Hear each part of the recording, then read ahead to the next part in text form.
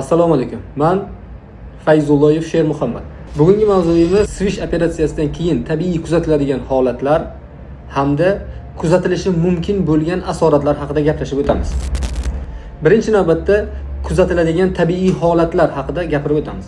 Birinchidan, operatsiyadan keyin jarohat joyidan kam miqdorda qonli ajralmalarning ajralishi, sariq shilimshiq sifat sel ajralmalarining kelishi hamda operatsiyadan keyingi jarohat joyidagi og'riqlar. Endi bu og'riqning kuchi svishni qanchalik katta yoki kichikligiga bog'liq holatda bo'ladi. Kichikroq svishlarda bo'lmaydi ham. Kattaroq svishlarda og'riq bo'lishi mumkin va u bo'lgan taqdirda ham 3 kundan 5 kun atrofida o'tib ketadi. Bunaqa paytda biz har bir bemorlarga og'riqni yo'qotish uchun tabletkalar yozib beramiz. Keyingisi esa operatsiyadan keyin kuzatilishi mumkin bo'lgan asoratlar.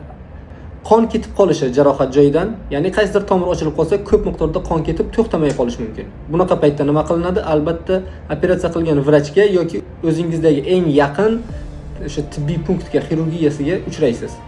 Maqsad qonni to'xtatish bo'ladi. Ikkinchisi, jarohatni uzoq vaqt davomida bitishi. Ya'ni jarohat masalan 20 kun, 1 oyda bitish kerak bo'lsa, ayrim bemorlarimizda bitmasligi mumkin tezlikka. 2 oy, 3 oy, 4 oylab bitishiga olib kelishi mumkin. Shunaqa paytda biz jarohatni tezroq bitishi uchun plazma lifting jarayonini tez-tez amalga oshiramiz. Jarohat tezroq bitib ketishi uchun. Yana eng ko'p bemorlarni qiynaydigan asoratdan biri axlat saqlay olmaslik. Bunday holatlar kuzatilishi mumkin.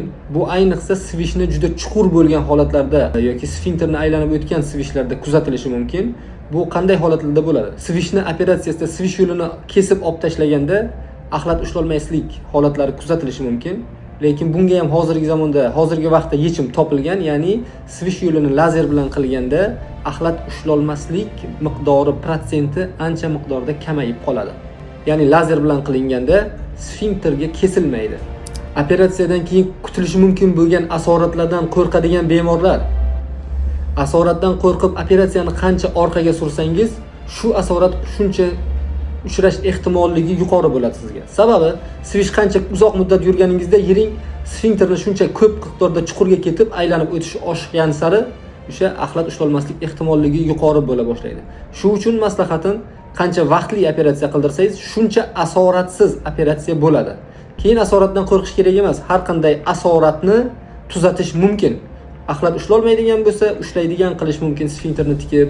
Jarohati sekin bitadigan bo'lsa, o'sha yerga ukollar qilish yordamida u jarohatlarni bitkaztirish mumkin. Qon ketib qolsa esa qonni to'xtatish mumkin albatta. Sog'lig'ingizga bee'tibor bo'lmang va eng muhimi, o'z vaqtida shifokorga uchrang.